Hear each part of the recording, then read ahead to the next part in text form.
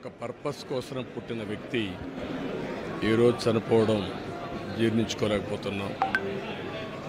రామోజీరావు గారు నాకు 40 సంవత్సరాలుగా తెలిసాయని. ఆయన అనునిత్యం సాధన చేసింది సమాజ హితం కోసం పనిచేశారు.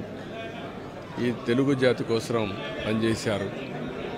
ఒక మామూలు గ్రామంలో పుట్టి సాధారణ కుటుంబంలో పుట్టి ఒక అసాధారణమైన వ్యక్తిగా తయారు కావడమే కాకుండా ఆయన ఈరోజు చూస్తే ఒక వ్యక్తి కాదు, ఆయన ఒక వ్యవస్థ కింద తయారయ్యారు.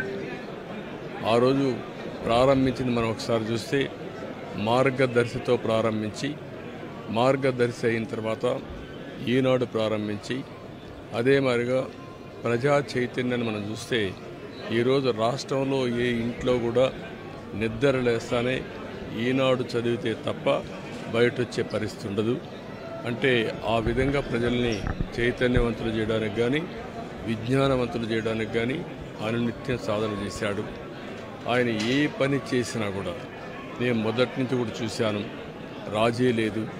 40 ఏళ్ళుగా నేను ఆయనతో కలిసి ఉన్నప్పటికి కూడా ఆయన పరిచయం ఉన్నప్పటికి కూడా ఏ రోజు కూడా ఆయన ఒకటే చెప్పేవాడు, మీరు ఏమి చెప్పినా నేను మాత్రం ధర్మం ప్రకారమే పనిచేస్తాను, విధి నిర్వహిస్తాను తప్ప నేను ఎల్లప్పుడూ ప్రజాపక్షానే ఉంటానని చెప్పి స్పష్టంగా చెప్పిన వ్యక్తి రామోజీరావు గారు. అంతేకాకుండా నిన్న చనిపోయే వరకు ఆయనకు ఒకటే కోరిక, నా కోరిక అంతా కూడా నేను అనునిత్యం పనిచేసి పని చేస్తూ పనిలో చనిపోగలిగితే అది నాకు ఆనందంగా ఉంటుంది. అంతేకాదు నేను చేసే ప్రతి నిమిషం నేను బ్రతుకున్నంత వరకు ప్రజల కోసం పనిచేయాలి, పని చేస్తూనే ఉండాలని చెప్పిన వ్యక్తి రామోజీరావు గారు. కానీ ఈరోజు మనం చూస్తూ ఉంటే ఆయన నిర్మించిన వ్యవస్థలు శాశ్వతం. ఒక ఈనాడు శాశ్వతం, అదే మరి ఈటీవీ శాశ్వతం. ఇది కాకుండా చిత్ర పరిశ్రమ కూడా ఎనలేని సేవలు అందించాడు.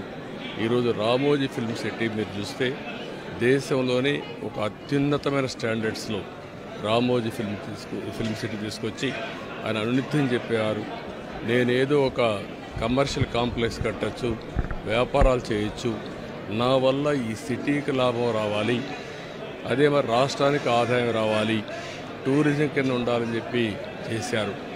అలాంటి ఒక మహానాయకుడిని ఈరోజు పోగొట్టుకున్నాం. తెలుగు జాతి వెలుగు, తెలుగు వారి గుండెల్లో చిరస్థాయిగా ఉండే వ్యక్తి, అలాంటి వ్యక్తిని పోగొట్టుకోవడం చాలా బాధ అనిపిస్తుంది. ఏదేమైనా ఆయన ఇచ్చిన స్ఫూర్తి ఉంది. నా జీవితంలో ఎన్నో సంఘటనలు, నాకు ఎప్పుడైనా క్లిష్టమైన సమస్య వస్తే ఆయనతో నేను కన్సల్ట్ చేస్తే దాన్ని ఏం చేయాలనో ధైర్యాన్ని ఇచ్చే వ్యక్తి అతను. అందుకే మొన్న కూడా మీరు చూస్తే ఎప్పుడు ఎన్నికలు వచ్చినా కూడా ఆయన ధర్మాన్ని ఆయన నిర్వహించాడు. ఆయన ఎప్పుడు కూడా ధర్మం సైడే ఉన్నాడు, అదేవిధంగా పనిచేశారు. అందుకే ప్రజల్లో కూడా ఒక అచంచలమైన విశ్వాసం ఆయన పైన. దానికి కారణం ఆయన జీవితం మొత్తం ఆయన సంపాదించిన విశ్వసనీయత. అలాంటి వ్యక్తిని పోగొట్టుకోవడం చాలా బాధేస్తుంది. ఏదేమైనా ఆయన ఆశయాలు ఈ తెలుగు జాతికి ఉన్నాయి. ప్రతి ఒక్కరు కూడా ఆయన ఆరాధిస్తారు. అందుకనే ఈరోజు ఒకటే కోరుతున్నా, ఆయన చెప్పిన విషయాలన్నీ నా చెవుల్లో ఎప్పుడూ రింగుమంటూ ఉంటాయి, వినపడుతూ ఉంటాయి. తప్పకుండా మళ్ళా తెలుగు జాతిని ఏ విధంగా ముందుకు తీసుకుపోవడానికి, అదే మరి ప్రత్యేకంగా ఆంధ్రప్రదేశ్ నష్టపోయింది, ఆ రాష్ట్రాన్ని అభివృద్ధి చేయడానికి రామోజీరావు గారు ఇచ్చిన స్ఫూర్తితో ముందుకు పోతానని చెప్పి తెలియజేసుకుంటూ మరొక్కసారి ఈనాడు ప్రేక్షకులకి, ఈటీవీ ప్రేక్షకులకి, రామోజీరావు గారి ఈరోజు ఈ సంస్థలో పనిచేసే సిబ్బందికి, అదే మరి కుటుంబ సభ్యులందరికీ కూడా నా ప్రగాఢ సానుభూతి తెలియజేస్తున్నా. వారికి భగవంతుడు ఒక శక్తిని ఇవ్వాలి. ఆ శక్తితో మళ్ళీ ఈ లెగసీని కంటిన్యూ చేసి రామోజీ గారి యొక్క స్ఫూర్తి చిరస్థాయిగా ఉండడం కోసం వాళ్ళు పనిచేస్తారని చెప్పి ఆశిస్తున్నా. అదే సమయంలో ఆయన ఆత్మకు శాంతి కలగాలని భగవంతుడిని మనస్ఫూర్తిగా ప్రార్థిస్తున్నా. ఆయన చేసిన పనులు శాశ్వతం.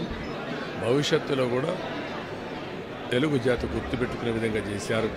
అలాంటి ఆయనకు మనశ్శాంతి కలగాలని భగవంతుడిని మనస్ఫూర్తిగా ప్రార్థిస్తూ తెలుగువారి అందరూ ఆశీస్సులు ఉన్నాయి.